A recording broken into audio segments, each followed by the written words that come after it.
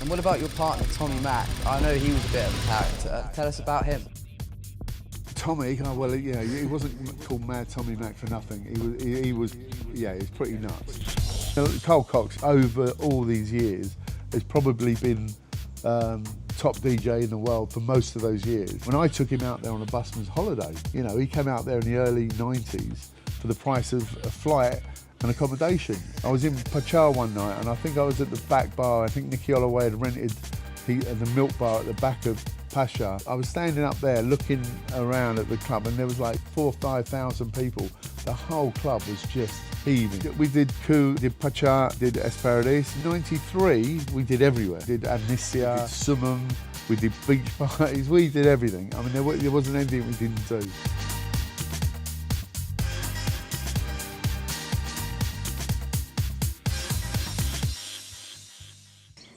Hello everyone and welcome to the first ever Ibiza Hall of Fame podcast. My name is Dan and I'm joined here today by our co-host and guest for today's episode, Alan Warman. Throughout this podcast, we will be celebrating all the legends who have helped shape Ibiza into the cultural icon that it is today. And there's no better place to start than right at the beginning with Alan himself. So let's get straight into it. Alan, well, how did you first get involved into the club and dance scene prior to your first experience in Ibiza? The early days, we were going out there on holiday. That's how we went out. And 1980 was the first year that I travelled to Ibiza, and so it was all new to me. It wasn't until the late 80s that we started doing parties on the island. So what was the fashion like, the culture? It was much different than it is now. Back then it was like a normal holiday resort. It wasn't. So it was always a bit different because you had the hippies and it was always a bit different from most holiday islands, but it was more normal, I would say. So what were you doing before? Did you do parties back in London beforehand? Yeah, no, me and Tommy were doing parties from 1980. We were doing Chelsea Football Club and different clubs around London, that sort of stuff. Mainly monthly parties, and they sort of built up to doing weekly parties all around London. Okay, so take us to what you were doing between that then and Ibiza, and then how Ibiza experience came about. How did you? Well, my first Ibiza experience would have been two of my friends had told me about this little place, a little island off of Spain, and it was I got the gist that it was a tiny little island. And they said, we're going out on a Saturday. I couldn't meet them on the Saturday, but I said, I'll join them on the Sunday. Back then, there was no mobile phones, no internet, no nothing like that. So it was, so I jumped on a plane on the Sunday, got out there, landed, asked the taxi driver to take me to where all the English people were. And as we were driving to San Antonio, we went over the brow of the hill, and I see the concrete jungle, and I just thought, my God, what have I done? I'm never going to find my friends, So them days you could drive straight down the main path, where the egg wasn't there then. You could drive straight down the high street. And I was driving along in the taxi and I see someone I knew from London, in a bar. So I stopped, got out, and I asked this young lady if I could leave my stuff, my bags with her until I find my friends. She said, sure, of course you can. So I sat down, had a cerveza as you do. On the next table there were three gorgeous Swedish girls. Anyway, so within half an hour getting off the plane, I was upstairs with one of these Swedish girls. So I realised I quite liked Ibiza from the very start. So that was my first experience of Ibiza. I did find my friends though. That's good. 2 days later. That's ideal. Having a lonely afternoon in Ibiza and you find a couple of Swedish birds, mate, that must be what drew you back. No, it's the island, but yeah, I mean, obviously, you got to remember, I was 20 years old. First time sort of going out on holiday with my friends, and Ibiza was like unbelievable. It was all new and exciting. What was the culture like out in Ibiza at that time? How different was it to London? Oh, it's completely different. As soon as we started going out, like Esperadis and Coup and places like that. I mean, there weren't clubs like that in London. There isn't anywhere in the world. There's no clubs like that, is there? Yeah. I can guess there were also a vast amount of different people there as well. Yeah, I on mean, the obviously island? there was all the, you had lots of Germans, lots of English, obviously lots of Spanish. It was very cosmopolitan. Yeah, Yeah.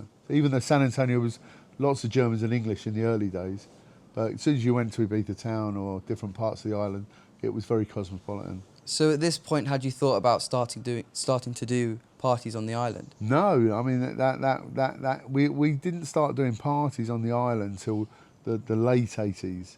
We were going back. What we were doing, and we'd go there beginning of the summer, and then go back again at the end of the summer on holidays.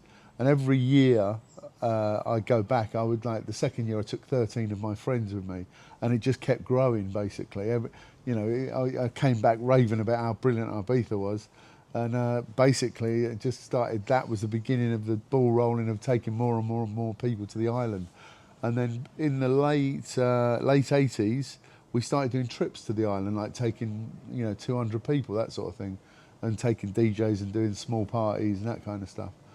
So how did the culture change from the start of the 80s onto the late 80s? Well, there was a big change. I mean, when you look at 86 and then 88, suddenly the acid house scene had taken off in Ibiza and London, and we were already doing it in London.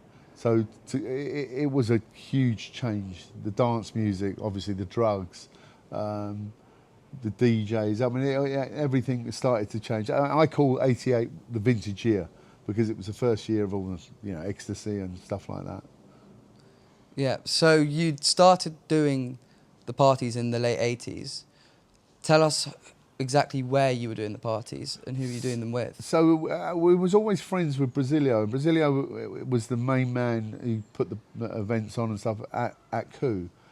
Coup then was an open air nightclub that held 10,000 people. It's a fantastic place. I mean, like nothing you've ever seen before. Palm trees and everything like that. I do remember them having a big slide that you ended up in the pool, and with a great big dragon head, like massive great thing. And it was just mad. It was completely nothing you've ever seen before. And what about your partner, Tommy Mack? I know he was a bit of a character. Tell us about him. Tommy, he wasn't called Mad Tommy Mack for nothing. He was pretty nuts. I mean, we started doing our parties in the 80s at home, but 1990, Tommy came up with an idea of buying this venue called La Passion. We called it La Passion. It was called Martini's before. Yeah.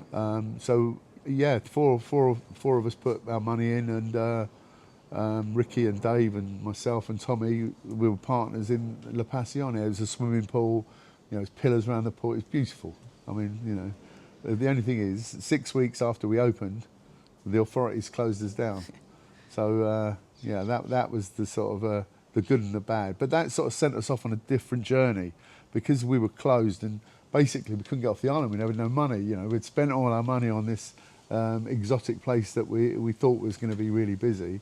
So we had to go over to Brasilio basically and ask for a night. And when he said to us, "What do you mean a night?" I said, "What we do in England, give us a night of the week and we'd do a party." And he basically said, "Okay." He said, "You can have Mondays, but good luck, because there's no one here on a Monday. Mondays is Sunday and Tuesday are our party nights, fiestas." And he said, "There isn't anybody here on a Monday." So he basically just give us the worst night of the week and said, "Just do what you got to do." And lucky enough, we'd had a trip out there called Ibiza 90, and in Ibiza 90 there was lots of DJs.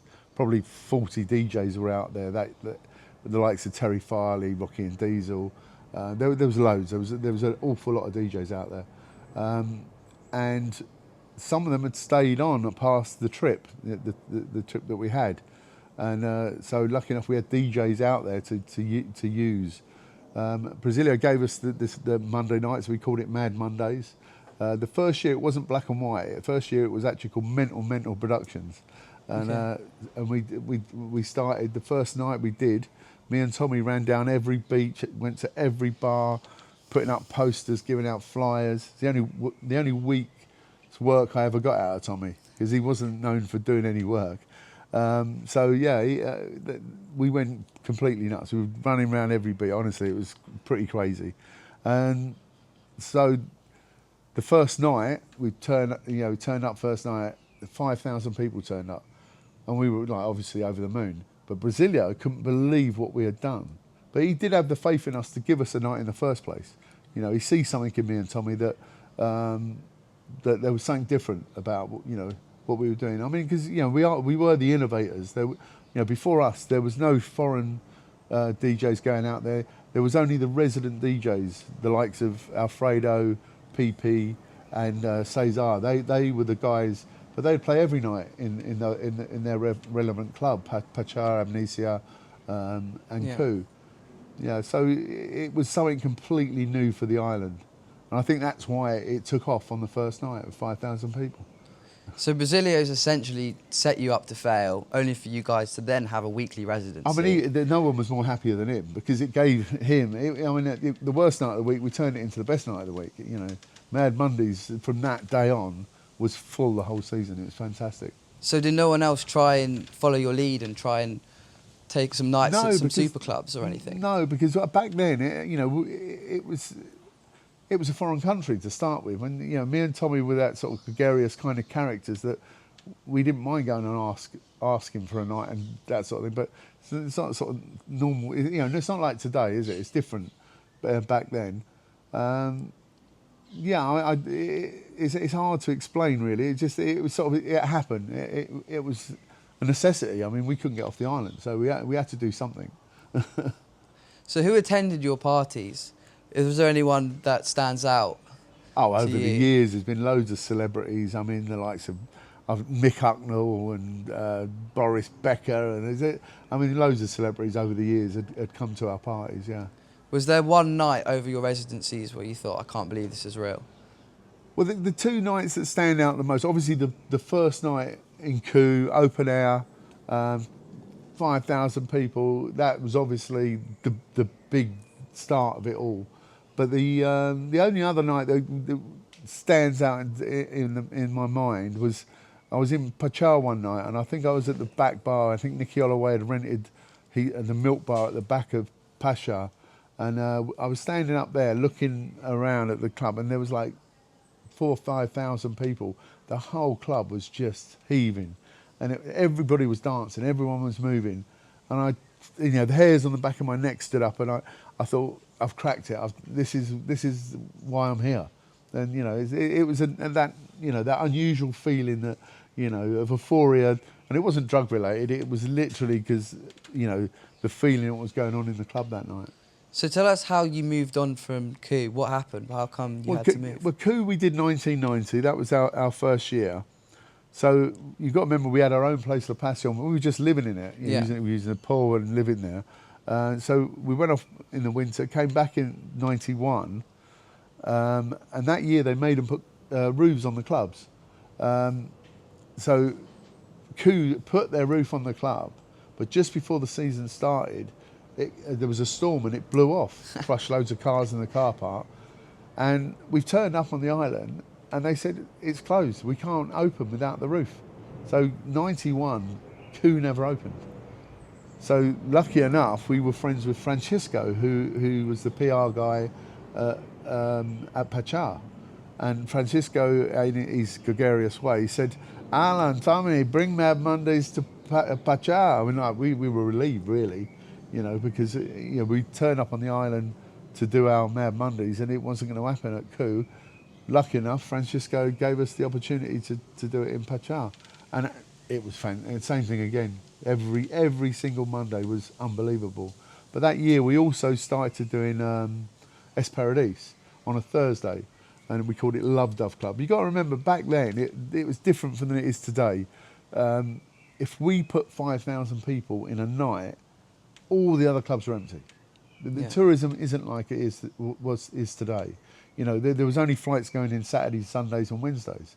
So it's not like there weren't charter flights, there weren't all this sort of stuff. So it was a different era, So if we were putting 4,000 or 5,000 people in Pachar, Es Paradis, Amnesia, Space, they're all empty.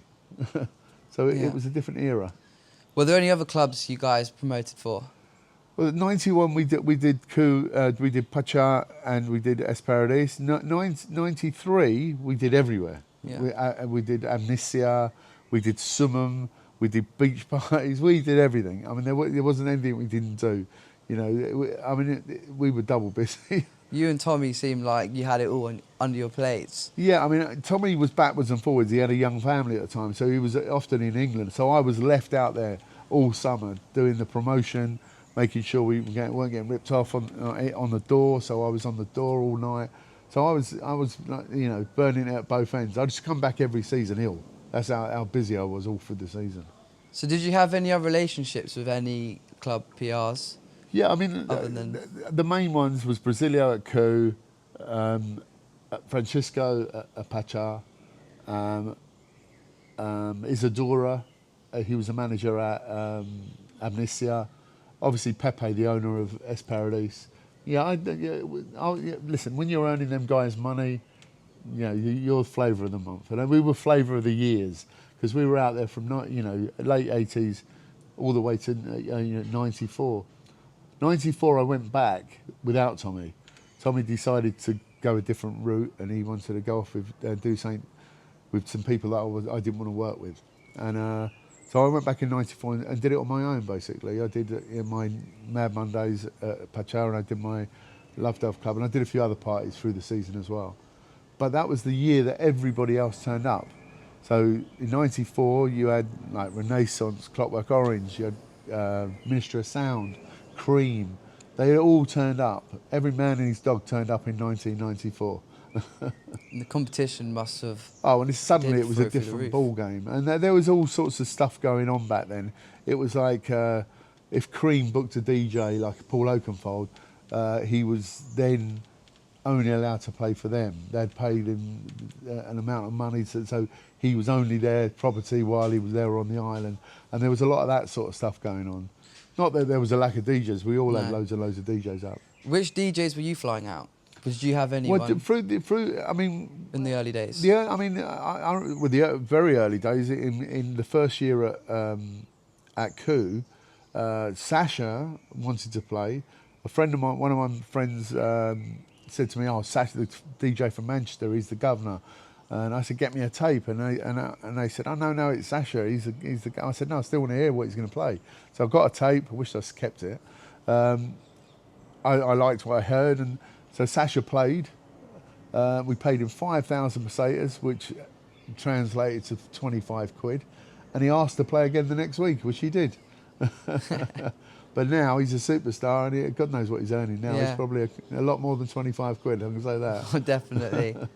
It's moved on now. There's so many great DJs out there, and obviously your time back in the late 80s, we've really moved on in terms of the promoter, the DJ, and the club. Every DJ in the world is on that island. Every DJ. I mean, if you're a DJ, you have to be on that island pretty much. I mean, Carl Cox is probably over all these years has probably been top DJ in the world for most of those years. When I took him out there on a busman's holiday, he came out there in the early 90s for the price of a flight and accommodation. I remember Tommy giving him free and a can of Coke, and he was sweating so profusely in the villa. I was hosing him down in the villa. I thought he was going to die because I was just trying to keep him cool. So that would have been like Cole's first thing in Ibiza. But Tommy was always doing mad things like that. He was always tucking people up and doing stupid stuff. Yeah, I mean, hopefully Carl Cox will see this and look back at it with a smile on his face. Well, I'm sure Carl Cox's journey, he's quite happy with how it's turned out. Yeah. There's also some other stories of Tommy that we've heard go around. I mean, I remember a funny one. infamous. I remember a funny one. We were on Playa and Bossa. This is mid 80s. This is prior to Acid House. This is when we're going out there on our trips. Taking loads of our friends with us.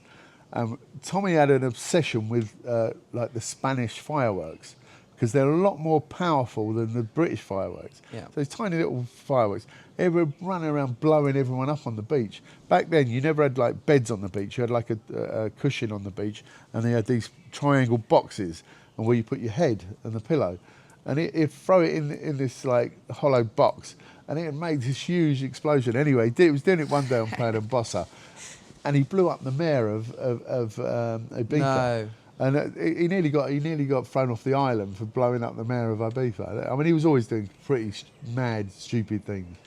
I don't think it's anyone probably as crazy as he was back in those days. That sat Definitely front. not. No, I mean, yeah, he was definitely a one-off. Definitely a one-off. Yeah, there were no other characters that you can think of that you could There's point out. loads. I mean, like Vaughan, who's a good friend of ours. He was, like a mad witch doctor dancer at Pachar, and he did the Funky Room, and we became friends with Vaughan for many, many years. Yeah. So looking back, why do you think it all finished for you on the island? Well, in 90, I didn't go back in 95. With all the other influx of all the different promoters and club people turning up on the island, got a little bit disillusioned by it. Something I sort of regret now, but yeah, I haven't really got many regrets. But I should have stayed it out. I did go back in 96 and 97. I did Privilege, and that went pretty well. That went pretty well. What was the difference between doing Coup back in the late 80s well, and then Privilege? Well, Did you see the change? Yeah, You I must mean, have. the guy that owned Privilege, it was the different owners. He wasn't as classy as the guys that previously. The guys from Santander, Gori and Santa Maria, they were pretty classy guys that owned it back then. And then when he took over, the whole time it was Privilege, it was never as good as when it was Coup. But now it's Universe. I mean, the biggest player on the island has taken it. He was always at it, half sharing it, but he always said that he was going to buy the other guy out. And during lockdown, he had the opportunity to buy him out because it never opened the whole time through lockdown. The club was closed for a few years, but he was good to his word. Matutis said that he was going to buy it, and he's bought the Jose out, and now. He's turned it into the club that it should be, Yeah, Universe is definitely one on my list to go to. I think it'd be on everyone's list, wouldn't it? Because it's vast, isn't it? Yeah. Yeah. And as it's just opened, the newest club, Super Club. I know it's not even called a Super Club; it's called a Hyper Club now. I think. Club. The only thing I don't like is they've taken the pool away. I used to love the swimming pool. What was the layout of Coup back in the day? Oh, there was lots of areas, balconies, and there was all nooks and crannies, and originally the dance floor was a tiny little area, and it just got bigger and bigger and bigger. But the stage was always vast. There was always, and they always did fantastic decoration. If you did any night you turned up, whatever you asked for, if it was flowers, there'd be flowers everywhere. They were very good at that, decorating the clubs for a particular theme party. They were very, very good at that. Yeah. So, looking back again, where were your favourite memories made on the island? Everywhere. I mean, I love the beaches. I love the restaurants. I love the clubs. I love the bars. I mean, for me, it was paradise, and it still is. I don't spend as much time in the nightclubs now. I'm too old for it, but I still love the beach bars. I still love the daytime parties. I'm not of that school that, it was better in my day. It was better in my day because I was young back then. And now it's your day, so I think it keeps evolving. Ibiza has kept evolving, and it's very relevant now. Where do you see it going? Even more crazy than it already is. In August you can't get anywhere because there's so many people on that island. I tend to stay away in August for two reasons: too hot. And too many people. But yeah, I like the early and the end of the season. I've always liked that. But we'll be going in September, so yeah, we'll have a good time. Get some good content out there. Yeah, definitely. So who have we got coming onto the podcast next, do you think? Alex P is probably our first individual because he's a good friend of mine, Alex, and he was my resident DJ back in the day at Pachar.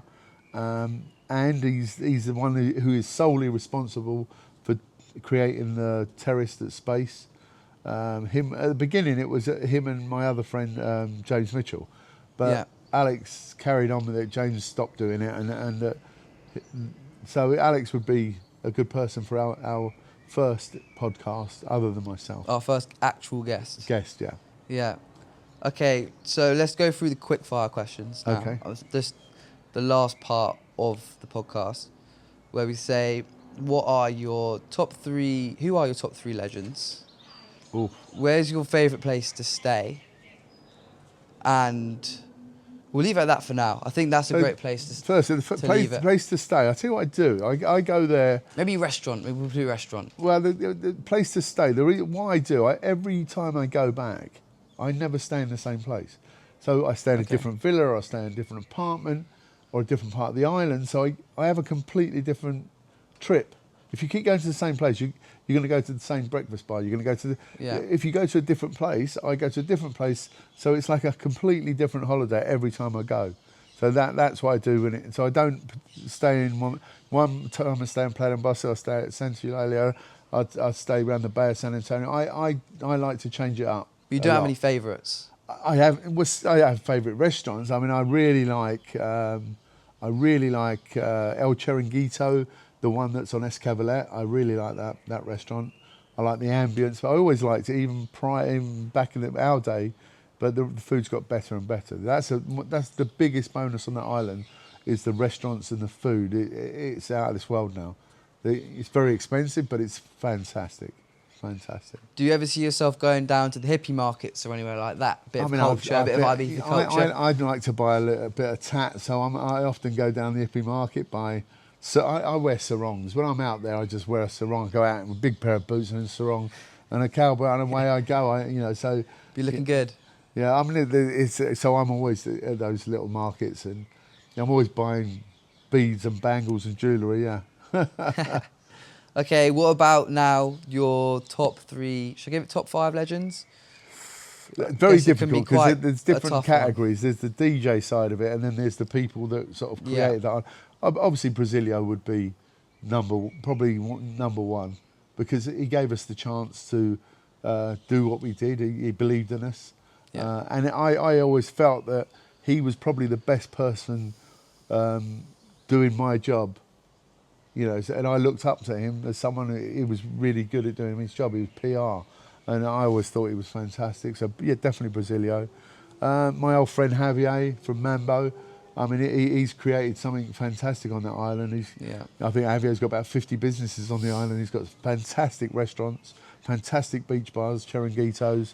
Obviously, he's got Mambo, and he's got Mint and all the others down there. Yeah.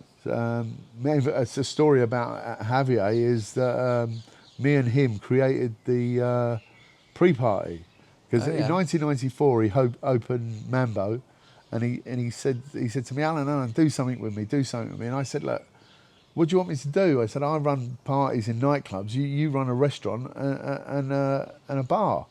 I said, what do you want me to do? Do a party before the party? He said, yes, let's do that. So we created the pre-party, and he's lived off that ever since. I mean, all those DJs that play at Mambo for the pre-parties, they don't get paid, because they're playing in the club later, and they're promoting the party later on. So it's worked out fantastic for Javier. Those pre-parties are iconic. I always see it. Everyone posts. Well, me and Javier created them. Well, there's a bit of legacy right there. So I know you've got something in the works at the moment. You're trying to create something. Well, what this is all about, what we're gonna do is, so it's a Hall of Fame. So anybody who's relevant at making Ibiza what it is today, DJs, producers, party people, influencers, it can be anything. People that most of the industry won't know who they are, but they're back. They've made it happen, like Brasilio, like Javier, like Matutis, who owns most of the big venues on the island. This is a recognition for the island. But what we're doing, this is the beginning. So Ibiza Hall of Fame will be giving out a smiley to each of them, a metal smiley cut out. Be quite a nice thing to give to them, and they will be inducted into the Hall of Fame website. But it doesn't just stop in Ibiza. We will carry on. It will be called Global Club and Dance Hall of Fame, and it's basically a Hall of Fame for dance music industry. And this is what we're creating. This is the beginning. Okay, so that's pretty much a wrap. So who were your top 3 legends? They were Brasilio. We mentioned them. Brasilio. Probably Javier and Matutis. Matutis. Because Matutis is responsible for borrowing the money to all the Spanish people on the island to build the hotels. Without Matutis, they probably wouldn't have had the tourism there is today. Yeah, I remember right at the beginning you were talking about the egg. What was the history behind that? It's just popped into my Well, mind. I the remember egg's I said I was famous. going to ask about it. Yeah, it was. He was having Christopher Columbus was having a bet with the pirates that he could make an egg stand up on its end. What he did, he cracked the bottom, and he won the bet and had it stand up. But there's some relationship with Christopher Columbus. I don't think he was ever Ibithinko. He was never from Ibiza, but he had a lot of history on that island. Yeah. Obviously, being a sailor, it was an island that he obviously travelled to quite a lot. But he had some kind of history there. But that's the egg. So Christopher Columbus cracking the bottom of the egg and making it stand on end. Yeah. Okay. Right. Yeah. That's what I was asking for regarding that. But was there anything else? Anything else you want to talk about? Have you got you're making a book at the moment? Yes, yeah, I've started the book. I mean, my partner Tommy Mack was always the one. He was always telling everyone he was writing a book. He was always doing that, and he died unfortunately last year. So he's obviously not writing. The book's not going to get written. So I said to myself, well, I've got to have to step up and do it, I suppose. Yeah. If we want our history to be remembered of what we created, being the first on that island and doing what we were doing. We were two of the first people in England, let alone on the island, making house music. Yeah. Well, not making house, but doing parties for house music. Yeah. So that I'm in the middle of writing a book as well. It's exciting. I don't know, the audience, I suppose you guys better get ready for that. Be a very interesting book. I know you've got loads of stories that you haven't quite got time to talk about We can't talk about everything. Can't talk about everything on here, but I think you've given us a great insight as to your journey through Ibiza as of today. So thank you for coming onto the podcast, even though we're going to be seeing you here more often with other guests, speaking here, there. But it's great to hear the story from the beginning, and I think everyone deserves to hear that. No one's really heard your story. Yeah, a lot of people think that Ibiza started in 1994, don't they? When everybody turned up, but they didn't realise that me and Tommy had been out there for 6 years prior to that. Yeah. Creating that scene. We got the ball rolling. We were the innovators, mainly because of Brasilia. Yeah. So that's a wrap, everyone. Thank you for listening into the podcast. Please leave below who you think your top 3 legends are on the island. And don't forget to like, subscribe and follow us on Instagram. And can't wait for you guys to listen to the rest of the stories from other legends of the island. So thank you. See ya.